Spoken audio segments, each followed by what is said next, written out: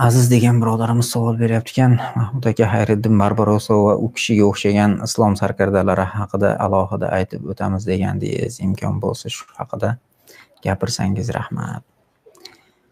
Inshaalloh keyinroq qilib aytamiz.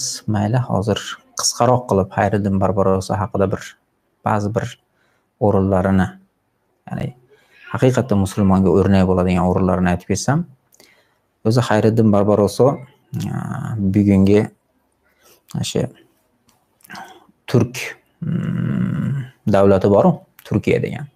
Shuning atrofida orollar bor.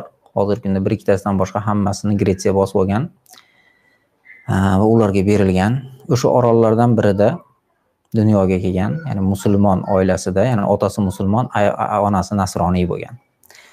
Otasi Yahyo Rais degan o'sha dengizchi odam bo'lgan.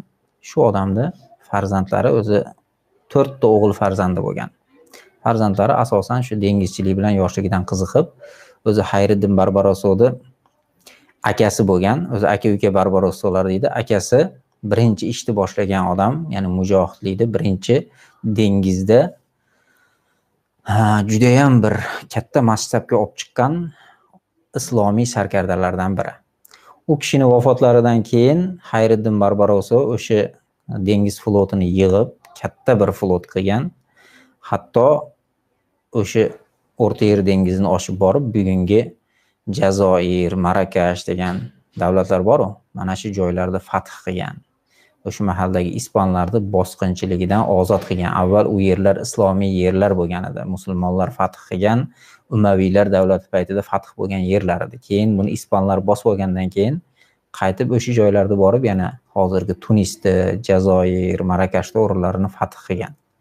Va katta islomiy flot tuzgandan keyin o'sha davrdagi xalifa, ya'ni sulton Yovuz Salim degan nom bilan mashhur bo'lgan sulton Salimni huzuriga borib shu narsalarni e'lon qilgan va xalifani eng ko'zga ko'ringan sarkardalardan biri bo'lgan. Ya'ni o'sha paytdagi butun dengiz flotini ustidan boshqaradigan amiri bo'lgan. Ya'ni admiral deyotgan so'zi o'zi o'sha so'zdan olingan, amiral degan so'zdan olingan.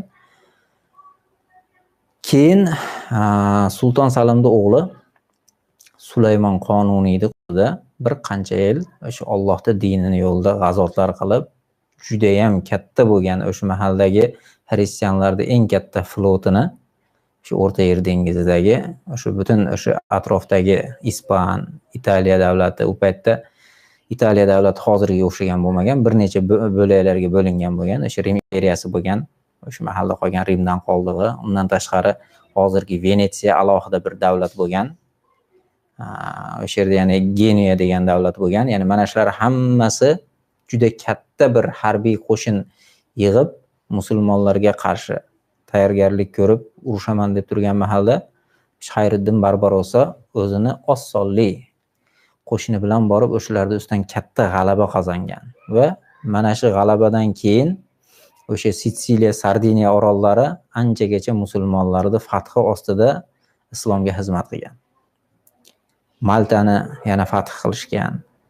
Mana shularni nomi bir qancha yilgacha o'sha Yevropa davlatlarida doston bo'lib yurgan. Bu aka-uka Barbaro'sovlarda shu nomlarini ancha bular haligi vahima bilan, ya'ni hali oxirgi mahalda hali kinolar ham ishlab chiqishdi-yu.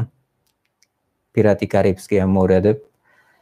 Ya'ni o'sha yerdagi personajlarni asosan o'sha mahalda bo'lgan hayotiy ishlardan olishgan. Chunki bular O'rta Yer dengizini butun o'sha ikkita o'sha bo'g'ozni orasini, bu yerdagi Dardanella bo'g'ozi bilan nariyadagi Gibraltar bo'g'ozining orasida bo'layotgan har qanaqa savdo yo'li, boshqa narsalarni kontroliga olgan. Shu darajada o'z davridagi eng buyuk flotni va eng qudratli o'sha yerdagi hukmron bo'lgan flotni boshqaruvchilari bo'lgan. Alloh u kishilardan rozi bo'lsin. Vafot etib, hozir Allohu alam go'rlari Istanbulda. Alloh o'shanday sarkardalarni islom ummatiga yana ko'paytirsin. Haq yo'lida kurashadigan, haq yo'lida jonlari, mollarini tikib butun umr o'sha Allohning dinini, ya'ni g'azotlarida xizmatida umrlarini sarflab o'tgan zotlar.